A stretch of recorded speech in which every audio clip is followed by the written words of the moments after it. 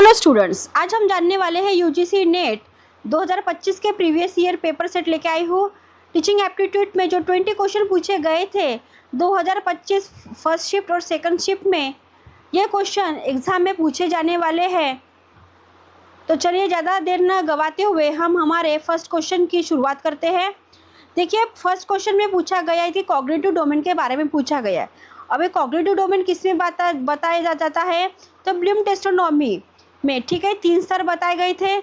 उसमें से cognitive domain सबसे महत्वपूर्ण माना जाता है।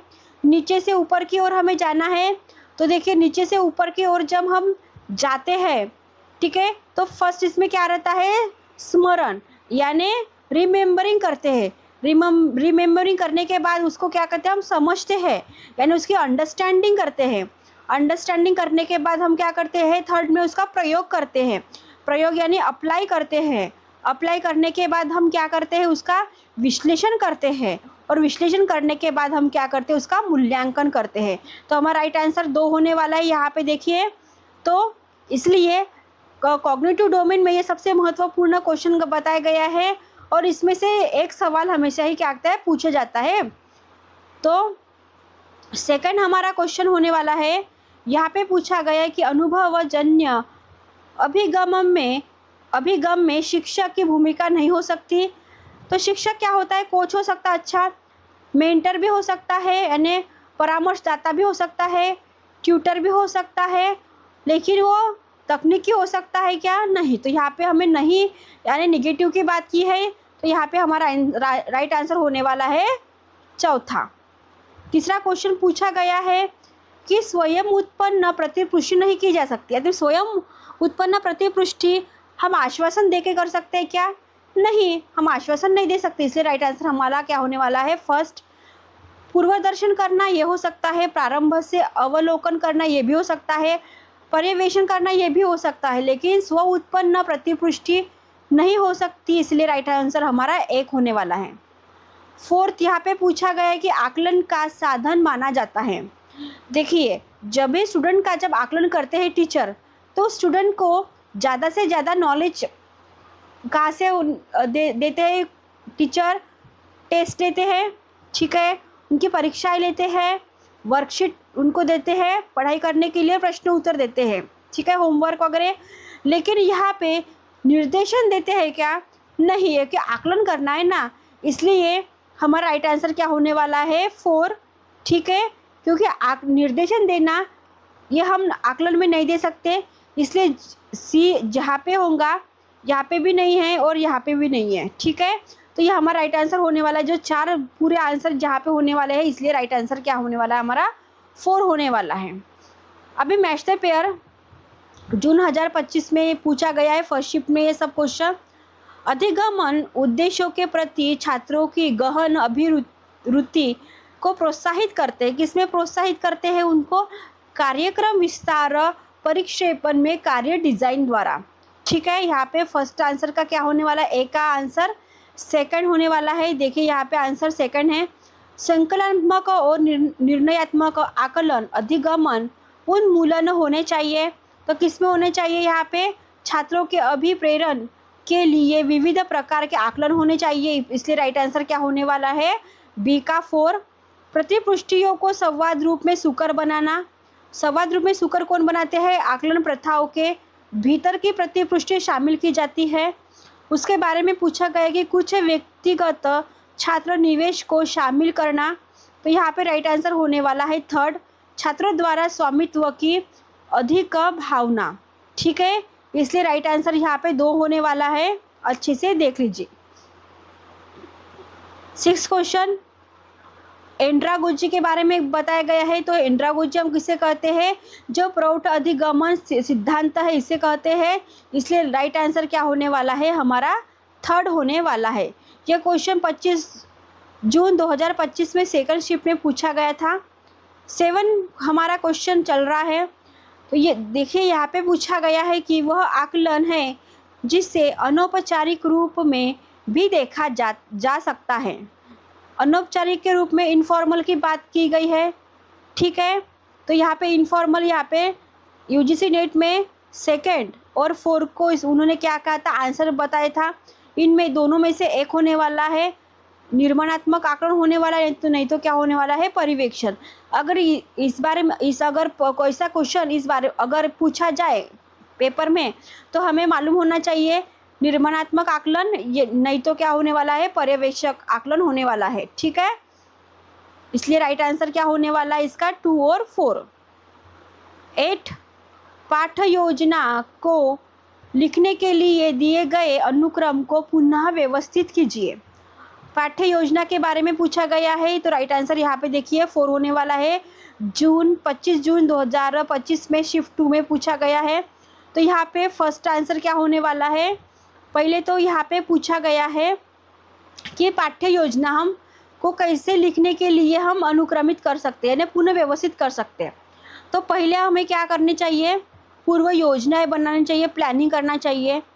उसके बाद हम क्या करते हैं, योजना बनाने के बाद पाठ को क्या करते हैं, आरंभ करते हैं। ठीक है, यानी बी और ए यहाँ के आंसर होने वाले हैं। उसके बाद हम क्या करते हैं, उसकी रूपरेखा बनाते हैं। उसके बाद हम क्या करने वाले हैं, विस्तारित अभ्यास करते हैं। और उसके बाद हम क्या करते हैं, डी यानी पाठ का समापन करना, यानी लास्ट एंडिंग में हमारा पाठ क्या होता है, पूरी स्टडी हम पूरी करते हैं। ठीक है, इसलिए हम पहले क्या कराते हैं, योजना बनाते हैं। योजना बनाने के बाद उसको आरंभ करते हैं। आरंभ करने के बाद उसकी रूपरेखा बनाते हैं, फिर इसका क्या करते हैं, विस्तार करते हैं और फिर पाठ का क्या कहते हैं, समापन करते हैं, उसको फिनिश्ड करते हैं। ठीक है, यहाँ पे राइट आंसर क्या होने वाला है, 4 होने वाला है। तो क्वेश्चन नंबर 9 यहाँ पे पूछा गया है कि जब कोई अध्यापक व्याख्यान पद्धति का प्रयोग करता है। अभी देखो, व्याख्यान पद्धति, जब एक प्रोफेसर या एक टीचर जब व्याख्यान देता है तो उसमें क्या करते हैं, सब बात करने वाला कौन रहता है, अध्यापक रहता है, प्राध्यापक रहता है, प्रोफेसर रहता है। बाकी के लोग तो क्या करते हैं, सिर्फ सुनते हैं। ठीक है, तो उसमें हमें क्या करती है, नई जानकारी मिलती है। तो इसलिए राइट आंसर पहला तो क्या होने वाला है, नई जानकारी मिलनी चाहिए फर्स्ट इसमें। सेकंड इसमें क्या होता है, इससे छात्रों को ऐसे मूल अनुसंधान प्राप्त होते हैं जो पाठ्यक्रम के में आमतौर पर नहीं पूछे जाते, यानी पाठ्यक्रम में नहीं रहते। ऐसे भी क्वेश्चन यहाँ पे जो भी अध्यापक है वो व्याख्यान में देते हैं, जब हम पुस्तक में नहीं देखते, लेकिन हमको लगता है कि अरे ये तो हमने कभी पढ़ा भी नहीं। ये भी हो सकता है, ये भी सही है। सी में बताया गया कि यह महत्वपूर्ण संकल्पनाओं को नाटकीय रूप दे सकता है और वैयक्तिक अंतर्दृष्टि को साझा करता है। ठीक है, इसको हम बाद में देखेंगे। डीप में पूछा गया कि विचार को प्रोत्साहित करने और छात्रों की अभिरुचि में परिवर्तन लाने की दृष्टि से यह कम प्रभावी होता है। देखिए, कम प्रभावी होता है, हम ऐसा नहीं कर सकते, क्योंकि जब भी अध्यापक कोई ना कोई जब व्याख्यान देता है किसी विषय में को लेकर, तो हमें उनकी पूरी जानकारी, नई जानकारी मिलती है, पाठ्यक्रम में वो नहीं रहता, ये भी महत्वपूर्ण है। वैयक्तिक अंतर्दृष्टि को साझा करता है, जो हमने कभी देखा नहीं है, कभी सुना नहीं है। ठीक है, लेकिन यहाँ पे निगेटिव नहीं बोलना चाहिए ना, ये हमारा क्या होने वाला, रॉन्ग आंसर होने वाला है। देखिए, डी यहाँ पे भी है। ठीक है, ये रॉन्ग होने वाला है। यहाँ पे CE में पूछा गया है कि यह समालोचनात्मक विश्लेषण और समस्या के समाधान से संबंधित। ऐसा नहीं कर सकते, इसलिए ई जहाँ पे होगा वो क्या होने वाला है, रॉन्ग। यहाँ पे राइट आंसर 1 होने वाला है, A, B और C। नई जानकारी तो हमें मिलती है। ठीक है, जो पुस्तक में नहीं बताया गया है वो भी जानकारी हमें मिलती है, और हमें वैयक्तिक अंतर्दृष्टि को साझा भी करना होता है, ये भी महत्वपूर्ण है। यानी A, B और C हमारा राइट आंसर होने वाला है। अभी यहाँ पे पूछा गया है कि आकलन का प्रयोजन, बी में किसका आकलन किया जाता है, सी में आकलन संबंधी रणनीतियाँ कैसी है, और डी में विवेचना और कार्यवाही कैसे की जाती है। तो यहाँ पे देखिए, राइट आंसर ए होने वाला है। आकलन का प्रयोजन क्या है, तो आकलन का प्रयोजन हमें मालूम होता है कि आकलन का प्रयोजन तो यहाँ पे 3 बताया गया है। ठीक है, आकलन के साथ शिक्षक के प्रयोजन से संबंधित होता है, यानी वो क्या करते हैं, पहले तो प्रयोजन लगाते हैं। ठीक है, उसके बाद क्या है, किसका आकलन किया जाता है, किसका अन्य होने वाला है, आकलन के प्रयोजन से संबंधित होता है, बराबर है। और मूल्यांकन और सिद्धांतों का गहराई से क्या होता है, ये जुड़ा रहता है, इसलिए इसका सेकंड का राइट आंसर क्या होने वाला है, 4 होने वाला है। देखिए यहाँ पे पूछा गया है ए, ठीक है। आकलन संबंधी रणनीतियाँ कौन बनाता है, तो शिक्षक छात्र अधिगमन और शिक्षक सामग्री विशिष्ट ध्यान का आकलन करती है, रणनीतियाँ बनाते हैं शिक्षक छात्र, ठीक है। और विवेचन और कार्यवाही कौन करता है, तो आकलन आंकड़ों से शिक्षकों के आश्रय में क्या करता है, छुपा रहता है, ठीक है। इसलिए राइट आंसर क्या होने वाला है हमारा, फर्स्ट होने वाला है। 11वां हमारा क्वेश्चन पूछा गया कि अनुकरण मॉडल में एक शिक्षक की भूमिका क्या है। तो यहाँ पे हमें शिक्षक की भूमिका पूछी गई है, अनुकरण मॉडल के बारे में पूछा गया है, सिमुलेशन मॉडल के बारे में। तो यहाँ पे क्या होनी चाहिए, स्पष्ट करने यानी समझाने, एक्सप्लेनिंग के बारे में पूछा गया। अनुकरण मॉडल एक्सप्लेन के बारे में पूछा जाता है, स्पष्ट करना, समझना, ठीक है। वर्णन करना, कार्यकपाल चुनना और अभिकल्पित ये होने वाले नहीं है, ठीक है। तो यहाँ पे राइट आंसर क्या होने वाला है, फर्स्ट यहाँ पे होने वाला है। तो चलिए 12वां क्वेश्चन हमारा, उच्चतर शिक्षा में CBCS या ये चयन आधारित क्रेडिट सिस्टम के बारे में पूछा गया है। तो ये किससे प्रोत्साहित है, तो ये किससे प्रोत्साहित है, पाठ्यक्रम चयन में नमनीयता के बारे में पूछा गया। राइट आंसर क्या होने वाला है हमारा, है सेकंड होने वाला है, ठीक है। यानी पाठ्यक्रम के बारे में पूछा गया, छात्रों के समान सीमित चयन के बारे में नहीं, केवल सैद्धांतिक अभिगमन के बारे में भी नहीं, और पाठ्य चर्चा संरचना के बारे में नहीं। CBCS पूछा गया तो पाठ्यक्रम चयन में नमनीयता कितनी है इसके बारे में ये पूछा जाने वाला है क्वेश्चन है। 26 जून 2025 फर्स्ट शिफ्ट में पूछा गया था। 13 क्वेश्चन है हमारा, समस्या समाधान की रणनीतियों को व्यवस्थित कीजिए। आंसर होने वाला है सेकंड, यानी ये। तो पहले हमें क्या करना चाहिए, समस्या का समाधान करने के लिए समस्या को परिभाषित करना चाहिए, ठीक है। फर्स्ट इसमें ये आने वाला है। उसके बाद हम क्या करते हैं, अनेक संभव समस्याओं को उत्पन्न करना, ओके, सेकंड में। थर्ड में क्या होता है, प्रत्येक समाधान का मूल्यांकन करना, ठीक है, इसमें थर्ड में ये आने वाला है। उसके बाद सी, मूल्यांकन करने के बाद हम क्या करते हैं, उसको निर्णय लेने के बाद हम क्या करते हैं, उसको यह निर्धारित करते हैं कि समाधान को कैसे क्रियान्वित किया जाए और समाधान की सफलता को कैसे मूल्यांकन किया जाए। लास्ट में इवैल्यूएशन के बारे में पूछा जाता है, इसलिए राइट आंसर क्या होने वाला है हमारा यहाँ पे सेकंड, ठीक है। समस्या का परिभाषित करना, उसके बाद हम क्या करते हैं, समस्या को उत्पन्न करना, उसमें क्या समस्या बताई गई है। थर्ड में हम क्या करते हैं, प्रत्येक समाधान का मूल्यांकन करते हैं, मूल्यांकन करना यानी उसके बाद क्या करते हैं, निर्णय लेते हैं और बाद में सफलतापूर्वक उसका क्या करते हैं, मूल्यांकन किया जाता है। 26 जून 2025 फर्स्ट शिफ्ट में ये पूछा गया सवाल था। 14 क्वेश्चन हमारा, लर्निंग के बारे में सभी के अभिगमन का तात्पर्य क्या है। तो यहाँ पे आंसर होने वाला है सी, समावेशक और न्याय संगत शिक्षा होनी चाहिए। समावेश शिक्षा होनी चाहिए क्या, नहीं तो उसमें न्याय संगत भी होना चाहिए। गुणवत्ता शिक्षक होना चाहिए, नहीं। वर्गीकरण आधारित शिक्षा होनी चाहिए, नहीं। तो समावेशिक और क्या होना चाहिए, न्याय संगत आंसर होने वाला है हमारा सी, थर्ड होने वाला है, यानी सी होने वाला है सिर्फ। 26 जून 2025 फर्स्ट शिफ्ट में ये पूछा जाने वाला ये क्वेश्चन है। 15 क्वेश्चन है हमारा ये। यहाँ पे पूछा गया है कि अधिगमन की शैली और उनकी शक्तियाँ दी गई है। तो यहाँ पे देखिए, अभिसरण यानी क्या होता है, अभिसरण में क्या करते हैं, विचारों का क्या करते हैं, अनुप्रयोग करते हैं। यानी राइट आंसर क्या होने वाला है, यहाँ पे थर्ड होने वाला है। भिन्न इसमें क्या होता है, कल्पनात्मक क्षमता और विचारों को उत्पन्न करता है, भिन्न भिन्न डिवाइड करके क्या है कल्पना, उनके उसके विचार क्या है अधिगमन शैली के। आत्मसात्करण में क्या होता है, आत्मसात्करण में सैद्धांतिक निर्देशन को सूचित करता है। और समायोजन पूर्ण में क्या होने वाला है, उन योजनाओं और कार्यों को करना जिसमें नए अनुभवों में विद्यार्थी भागीदारी करते हैं। ठीक है, समायोजन पूर्ण भाग जिसमें स्टूडेंट क्या करते हैं, भागीदारी लेते हैं। इसलिए राइट आंसर क्या होने वाला है हमारा, थर्ड होने वाला है।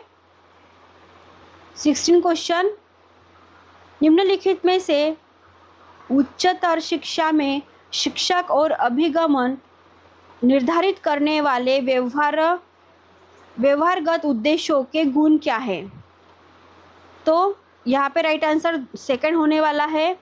अधिगमन को केंद्रित और निष्पादन बनाते हैं।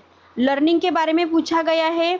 उच्चतर शिक्षा में हायर एजुकेशन के बारे में पूछा जाता है ये क्वेश्चन। तो अधिगमन को क्या करते हैं हम, लर्नर को क्या करते हैं, केंद्रित करते हैं और निष्पाद्य क्या करते हैं, उसको बनाने की कोशिश करते हैं। ठीक है, राइट आंसर सेकंड।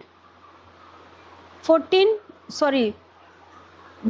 क्वेश्चन 17, अभिप्रेरण को समर्थन देने वाली रणनीति निम्नलिखित में से कौन सी है? राइट आंसर होने वाला है फर्स्ट, क्योंकि अभिप्रेरण को समर्थन देने वाली समस्त पाठ्य चर्चा में क्या करते हैं, उसका जुड़ाव क्या है ये देखते हैं रणनीति में। इसलिए हमारा राइट आंसर क्या होने वाला है, फर्स्ट होने वाला है। 18 क्वेश्चन हमारा कि कौन किशोर शिक्षार्थियों की लक्षणीयताएं है? किशोर के बारे में पूछा गया है, जो स्टूडेंट है। तो देखिए राइट आंसर क्या होने वाला है, 4। तो यहाँ पे पहले तो वो क्या होता है, किशोर अधिक संवेदनशैली उसकी होती है। उसके बाद वो क्या करता है, आत्म अनुसरण का उच्च स्तर होता है क्या? नहीं। सामाजिक संबंधों की प्रबल आवश्यकता होती है, सही है। अमूर्त चिंतन के लिए संज्ञानात्मक विकास ये भी जरूरी है, और संवेगात्मक वैधता वैलिडिटी ये भी जरूरी है, लेकिन उसका आत्मानुकरण उच्च होता है, ये गया है गलत होने वाला है। इसलिए बी जहाँ भी होगा वो गलत होने वाला है। राइट आंसर क्या होने वाला है हमारा, 4 होने वाला है। ठीक है, हमारा राइट आंसर 4। 19 क्वेश्चन, कक्षागत क्रियानिष्ठ अनुसंधान के विभिन्न चरों को क्रमबद्ध रूप से व्यवस्थित कीजिए। तो राइट आंसर है हमारा 3। पहले क्या आने वाला है, हम योजना बनाते हैं, प्लानिंग। ठीक है, उसके बाद क्या करते हैं, उसको कार्यवाही करते हैं। उसके बाद हम क्या करते हैं, अवलोकन यानी परीक्षण करते हैं। उसके बाद हम क्या करते हैं, अनुचिंतन करते हैं। अनुचिंतन के बाद हम क्या करते हैं, लास्ट में ये अनुवर्ती कार्यवाही करते हैं। ठीक है, तो यहाँ पे हमारा राइट आंसर होने वाला है, थर्ड होने वाला है, क्योंकि क्लासरूम के बारे में पूछा गया ही ना, कक्षागत क्रियानिष्ठ अनुसंधान के विविध चर के बारे में पूछा गया है। तो पहले तो हम प्लानिंग बनाते हैं, लेकिन यहाँ पे तो हम क्या होने वाला है, ए तो आंसर है ही नहीं यहाँ पे फर्स्ट वाला, इसलिए हमें यहाँ पे ए दिखा है ए। पहले तो हम प्लानिंग ही बनाते हैं, इसलिए राइट आंसर हमारा क्या होने वाला है, थर्ड होने वाला है। Last question 20। ठीक है, ये 20 क्वेश्चन है, शिफ्ट 26 जून 2025 शिफ्ट सेकंड में पूछा गया वाला यह क्वेश्चन है। शब्दावली दी गई है और परिभाषा दी गई है। तो शब्दावली में क्या बताया जाता है, तो ए में कक्षा प्रबंधन। अभी कक्षा प्रबंधन हम क्या करते हैं, कक्षा प्रबंधन में हम क्या करते हैं, एक स्वस्थ अभिगमन वातावरण बनाए रखने के लिए प्रयुक्त तकनीकें देते हैं। कक्षा प्रबंधन कक्षा में, ठीक है, क्लासरूम में। बी क्या है, सहकार्य, कोलैबोरेशन में हम क्या करते हैं, कोलैबोरेशन में हम क्या करते हैं, एक कोलैबोरेशन एक का होता है क्या, नहीं, तो एक से ज़्यादा लोग होते हैं उसमें। दूसरों से व्यवहार करने के लिए के बारे में एक क्या है, दर्शन है। कोलैबोरेशन सहकार्य एक में होता है क्या, नहीं, हमें पता है कोलैबोरेशन 1 से 2 लोग में होता है, इसलिए दूसरों से व्यवहार करने के बारे में एक दर्शन है। भावनात्मक क्षेत्र, भावनात्मक इमोशनल के बारे में पूछा गया है, तो इमोशनली क्या है, अभिवृत्ति और भावनाओं पर केंद्रित उद्देश्य बताया जाता है। संज्ञानात्मक क्षेत्र, देखिए कॉग्निटिव डोमेन के बारे में पूछा गया है, संज्ञानात्मक क्षेत्र। तो संज्ञानात्मक क्षेत्र में क्या होता है, स्मरण और तर्कना उद्देश्य तो होता है ना, इसलिए हमारा डी का आंसर क्या होने वाला है, सेकंड होने वाला है। इसलिए राइट आंसर हमारा ए यहाँ पे होने वाला है। ठीक है, अभी देखिए हम एक ही इसमें हम इसके क्वेश्चन निकाल, अगर हमको पता होता कि संज्ञानात्मक क्षेत्र में स्मरण और तर्क की बात होती है, उनका उद्देश्य है, तो यहाँ पे एक ही इसके बारे में तो बताया गया है सेकंड में, डी का सेकंड होने वाला है। इसलिए हमारा राइट आंसर क्या होने वाला है, फर्स्ट होने वाला है। देखिए ठीक है, तो यहाँ पे हमने 20 क्वेश्चन हमने पूरे किए हैं। ठीक है, टीचिंग एप्टीट्यूड के। इसके बारे में इसके बाद हम नेक्स्ट वीडियो लेके आएंगे, उसमें रिसर्च मेथोडोलॉजी के बारे में पूछा जाने वाले सब प्रीवियस ईयर क्वेश्चन रहेंगे 20। तो वीडियो को लाइक, शेयर और सब्सक्राइब करना ना भूलें। धन्यवाद।